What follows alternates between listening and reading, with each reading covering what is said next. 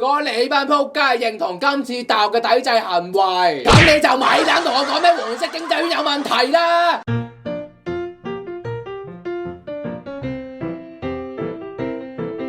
誇大㗎啫，相信大家都知道，最近中國掀起，冇錯，佢又掀起一連串嘅抵制行動，好多大陸人都對多個外國品牌表示唔撚用啊！都唔明點解又要搞單咁嘅嘢，主要係新疆出產棉花，早前被質疑有強制勞動嘅人權問題，仲有發拒絕採購嘅抵制行為。中共最近終於都開始作出反制，就係對多個外國品牌發動抵制，咁當中咧就包括有阿迪達斯、耐克。你講咩春啊？sorry，係 Nike、Adidas、H&M 等等啊！咁今日就諗住好簡單同大家講下今次新疆棉花事件嘅背景同發展，大陸嘅反制行動究竟係點，同埋都想分享下我睇法同埋論點。咁片開始前咧，如果知道條片記得俾個 like、share、comment、subscribe channel 啦，又或者加我會員頻道。如果你想再了解多啲嘅話，亦都可以即刻 follow 我 IG 㗎。咁好啦，而家即刻開始。咁首先梗係要講下成件事嘅背景先啦。咁話說喺2020年嘅4月，有兩個非政府組織 Global Legal Action Network 同埋 World Legal Congress 就向英國海關提供報告，對中國新疆棉花產品作出控訴，主要因為有維吾爾族被強迫勞動，而令到你人權被剝削得好嚴重，咁所以就要求英國禁止進口相關嘅產品。而喺同年嘅8月，呢兩個非政府組織亦都向美國海關嘅邊境保衛局提出法律申請，並要求禁止與新疆棉花相關嘅產品入境。最後美國喺9月就頒發咗一個暫扣令，禁止晒新疆以強迫勞動嘅方式生產嘅所有產品入境，當中包括有棉花、紡織品同埋頭髮用品等等啊。再到2020年嘅10月，H&M 先發表一項聲明，就表明第一，反對強迫勞動嘅生產；第二，強調產品同新疆無關；第三，徹查合作嘅大陸廠家；同埋第四，按照 BCI 嘅認證去買棉花。上書大人都算機靈，風吹邊邊就向住邊邊擺，真係佩服佩服。事隔幾乎半年，中共就突然舊事重提，指責 H&M 背割新疆棉嘅行為，即係企圖抹黑中國係違反人權嘅問題，咁所以就令到一眾鬥人火都嚟，然後就引發近日嘅抵制行為，而且佢哋唔單止淨係扮賣 H&M 嘅產品，甚至連其他停用新疆棉嘅品牌都有份，包括有 Nike、Uniqlo、CK 等等啊！唔好意思，你覺得點啊？冇啦，從呢件事上面咧，大陸人嘅抵制究竟有啲咩表現呢？第一就係笑牌。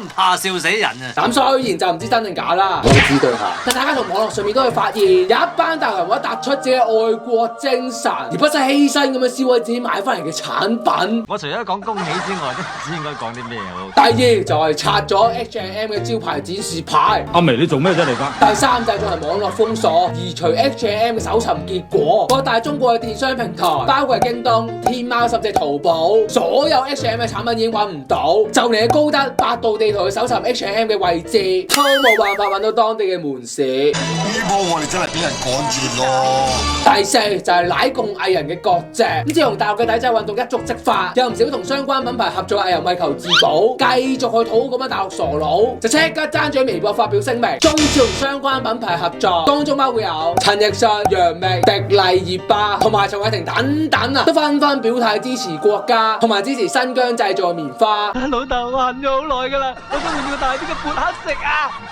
好啦，睇完班馬騮表演之後咧，咁喺度都想分享下我自己個人睇法。對於今次大陸嘅抵制運動，我睇得出佢哋除咗好嬲之外，我仲睇到佢哋好戇鳩啊！第一，呢場所謂嘅抵制運動9成9啊都係失敗告終，冇話睇死關傻仔啦。照以往嘅經驗去睇咧，中國所謂嘅抵制運動搞邊單只係有用先得㗎？你唔信啊？2005年日本因為修改教科書嘅侵略歷史，而觸發一眾大陸人一齊上街抗議，並且仲發起杯葛日貨嘅行動，咪又係咩罷買罷用，撐到最後咪又係不了了之。撲你個街！實叫！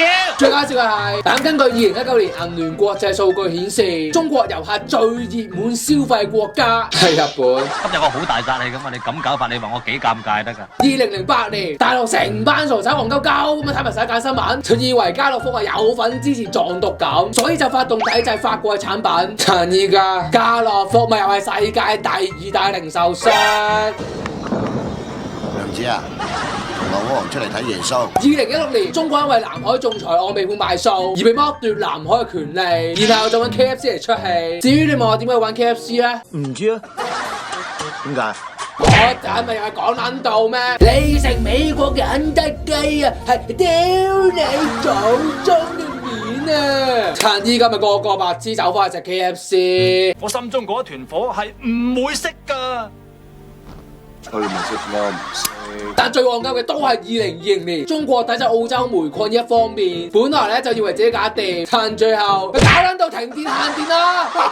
頂你老母真係靠自己食屎啊你！最搞笑嘅係，雖然中國冇直接採購澳洲煤炭，但其實只係從其他國家買翻啲澳洲煤炭。屌你老母！仆街笑撚到我飆眼淚啊！真係。你話笑死唔笑死啊？咁所以，我覺得今次中國所謂嘅抵制運動，最後都係謝啦，龍之哥收皮啦。第二就係、如果你班柒頭真係要抵制嘅話，就唔係得呢幾個品牌咁去計㗎啦，而係全撚部 BCI 嘅成員都要抵制柒頭。咁可能人會問，咁究竟咩係 BCI 咧？咁 BCI 咧係一個致力推動農業嘅可持續發展，當中就包括有棉花生產一方面，而正因為新疆棉花嘅生產過程被涉嫌有強迫勞動嘅情形，所以就令到新疆唔符合擁有可持續生產棉花嘅認證。而今次 H&M 亦都係按照一個 BCI 認證，先會有罷買新疆棉花嘅決定。咁所以你班乜撚嘢愛國青年，好心你就唔好淨係識得抵制幾個品牌咁膚淺啦。有啲 BCI 嘅成員啊，大話都有成，哇！頂你個肺啊真係，有成200幾個品牌啊！呢一兩年你莫講話打牌啦，打飛機都唔得閒嘅。嗱，係中國人就俾啲骨氣，霸用晒佢哋。如果唔係，吔屎啊你！第三就係、其實你大陸抵制人哋產品呢一方面，又係同黃色經濟圈一撚樣概念。你班柒頭咪又係因為要支持國家，支持新疆本地生產嘅棉花，然後就發動抵制行動，對外來品牌罷買罷用，咪即係好似香港黃色經濟圈咁啦。我哋都係因為要支持本地嘅良心商家，支持本地嘅創作同埋製作，然後就快啲抵制中止行動啫嘛。咁有乜分別啊？屌你老母！咁所以，如果你班仆街認同今次大陸嘅抵制行為，咁你就咪等同我講咩黃色經濟圈有問題啦。咁好啦，咁今日講咗度先。今次大陸快咁大規模嘅抵制行動，由 H&M 以至係各大國際嘅品牌，再加上官媒嘅煽風點火，添係極力勸阻。我相信今次一定唔只係因為新疆棉呢件事咁簡單。唔知道大家覺得當中嘅原因有啲咩咧？想菜朋友不妨喺下邊個留言，等我一齊討論下啦。無論點都好，我咧就一定會大力咁樣支持中國嘅抵制行動嘅。咁因為預死唔俾你死啊！咁我諗到一句咧，如果中意條片嘅記得俾個 like、share、comment、subscribe channel 啦。subscribe 咗冇嘅，今日早真係新嘅時候搶先收睇。拜拜。今次新疆棉花，今次新疆棉花，黐線咁樣跳口呢個。